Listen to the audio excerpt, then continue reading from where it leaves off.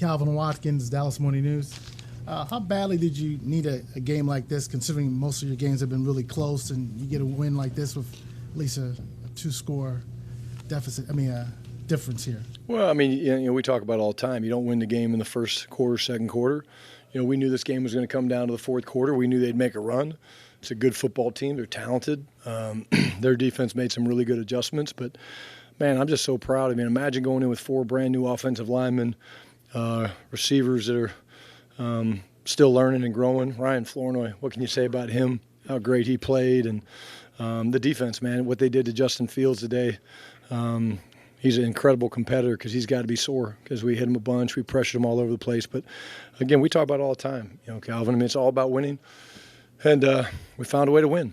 But there's going to be a lot to correct, a lot to fix, and that's what we do as coaches. Was Leah Faust's play just kind of the symbol of what your defense was about today, forcing that turnover and turning the game around a little bit? Yeah, I think so. We've been pretty good at complimentary football the last couple of days or last couple of weeks. Sudden change, we call it, and I think we were pretty close to 100% today. But, yeah, incredible play. And I thought the defense played physical, man. I thought Maris did that. The pass rush was incredible, because I was sitting there working on calls, and I'd look up and see Justin, on his back or running for his life. And, great energy, man. Our guys expected to win this game. They expected to play well, and I think that's important, and that's what we're trying to build.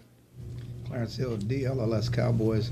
Just getting back to the 4 offensive linemen and having 4 backups up front. Just can you talk about the team and to be able to overcome that? Is that a testament to the coaches, the players, what? It's not a testament to the coaches. It's a testament to the players. The brotherhood that they believe in, the next man up mentality. I can't honestly say, though, Clarence, I don't remember ever having to go in with 4 brand-new offensive linemen. But, again, I think it goes down to their belief in one another. I want to see the film, but I thought really, I thought Nate did some really good things. He's a very, very talented young man, as we know. A little rotation going there at left guard, trying to get, Hakeem and Trevor in there. But, shoot, what you could say about T.J. Bass last couple games. And but that was it was a little unique for sure going in with that deal. How much does it help having Dak at quarterback to manage that situation? Because he throws to anybody. Flournoy had a big game. And, yeah. Pickett's your number 1 guy, but he may have 3-4 targets. Yeah, I just, look, I think we're spoiled. I think he's one of the best players in the league, and he's certainly one of the best teammates and leaders I've ever been around. The guys believe in him. He's playing with a ton of confidence right now. And that's why you can do some of the things that we do, in terms of staying aggressive. And, I thought the game changed late in the second quarter, right, when we had the turnover. We went and got points, and then we got the 3 and out, and we were able to go, and Javonte had the huge run. But, that's a little thing. Javonte knows he cannot get tackled in bounds. So he's trying to score, but you saw him kind of veer to the left, saying, okay, if I can't get here, I got to get out of bounds because of the situation on the clock. And then, of course, very similar call to the 2-point play where we jumped off sides. We snuck Fergie back across. So. Brian, Todd Archer with ESPN. With 4 new linemen, did anything change about your plan from last night to today or during the week? No. I would say, we went in with a plan. We did struggle to run the ball early. It's a good front, man. Williams is an incredible player. Thought he played very well. Their backers are downhill. Takes a while to settle in. I thought the big run before the end of the first half was huge for us. But no, not really. I mean, we knew it'd be tough inside all day. And Aaron and Steve Wilkes love to load the box, and that's what they did. So,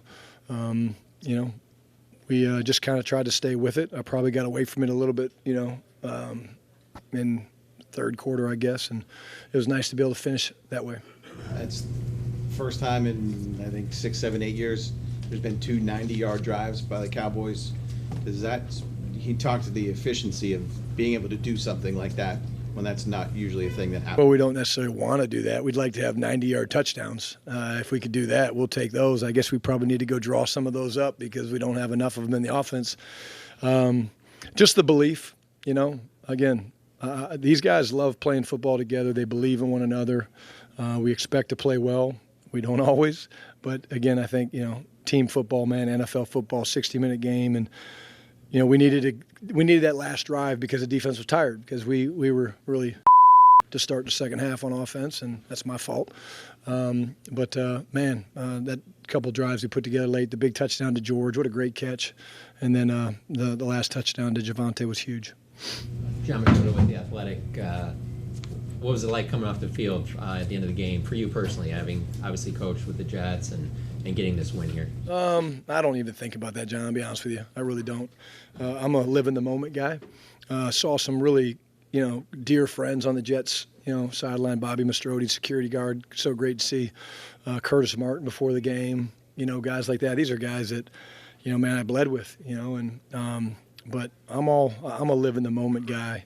And, again, it was special to be in that locker room and celebrate with those guys. And really, there's a lot of things to celebrate. There'll be a lot of things to clean up. But, man, the effort and play style on both sides of the ball and special teams I thought was terrific.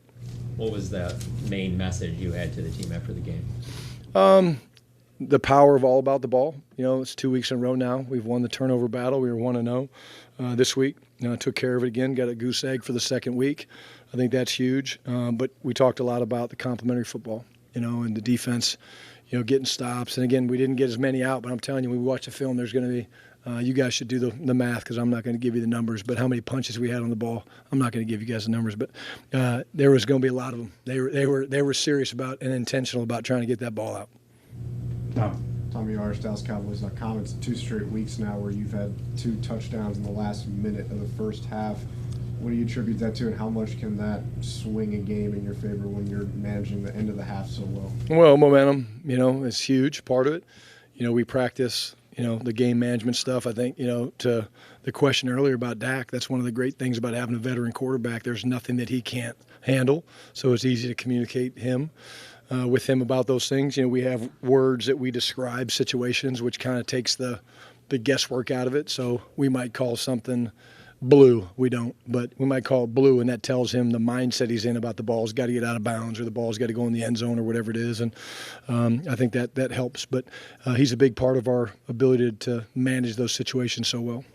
This week in practice, did you see anything change with the pass rush or anything that they were doing? Because it seemed like today they looked like a completely new unit. Yeah, I noticed it. I think, there's definitely some more pressure. We were bringing more 5-man pressures, but Dante Fowler, I thought he was incredible today, the speed and agility that he had, but it was multiple guys. I mean, and when you hit a quarterback, especially an athletic quarterback like Justin, and you keep him in the pocket and you don't let him, we let Breece Hall get a couple of runs on us. We got to look at that. But I thought the pass rush was so disruptive. And from having played the position, coached the quarterbacks forever, man, it's hard when you're getting hit like that because it does affect you.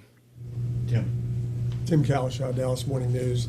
You're an optimistic guy. Was there any sense coming out today this is going to be a big Ryan Flournoy day? He may have 100 yards by halftime. No. And I love Flo, Tim. I really do. You talk about one of the most selfless people you'll ever be around. All he ever does is work. But I have seen flashes of that in practice. But, we knew Sauce was going to match GP. We knew that was going to be a big battle.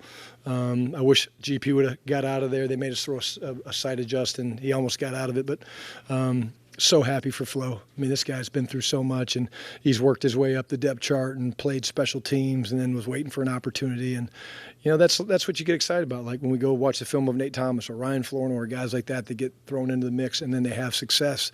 It's so important because they can build on that. And does this win kind of show you and the team? Last week was a tie. You didn't know exactly what to say about it, but it really was a pretty good thing for this team, certainly compared to Green Bay. And you got something out of it? Yeah, I still don't know how to handle the tie. But yes, I mean, we always play to win. We always expect to win. We obviously haven't won all of our games, but I do think this was a good building moment for our football team. It was great to see the defense have the flashes. We played pretty soft late, protecting lead, so they got some yards on us late. And I think Shamar James had 15 tackles. They were checking it down. But, again, watch the amount of guys running to the football, tackling when Justin was checking it down late in a fourth quarter of a game. Like, that's when you know you're made of the right stuff. And this football team's made of the right stuff, and that's why we're going to win a lot of games. Anybody else? Yep. Brendan Shorey, WFUV Sports. This defense today seemed like it probably played the best game they had all season long. What do you kind of attribute that to? I would say it starts with the coaches. You know, Matt Eberflus a hell of a defensive coach. He and his staff made some changes. I thought some of the changes that we made were good. You know, we mixed it up. I thought he called a really good game, but it all starts with the ability to win up front. You know, if you can win the line of scrimmage, which I thought we did, certainly in the passing game, that's a huge part of it. So it starts with the guys up front, and when you can affect the quarterback, and then we obviously were able to get a lead, which helped. It gives you a chance, and just proud of the whole defense. You know, they've taken their bruises, and they've come out on the other side. Got to do it again next week. This is one game. Midnight rule still applies. You know, we won this game and it still applies. Last week we tied, it still applies. And as soon as I get out of here, I'm gonna have a shotty, get on the plane, and get back to Dallas. All righty. All right, thanks, guys.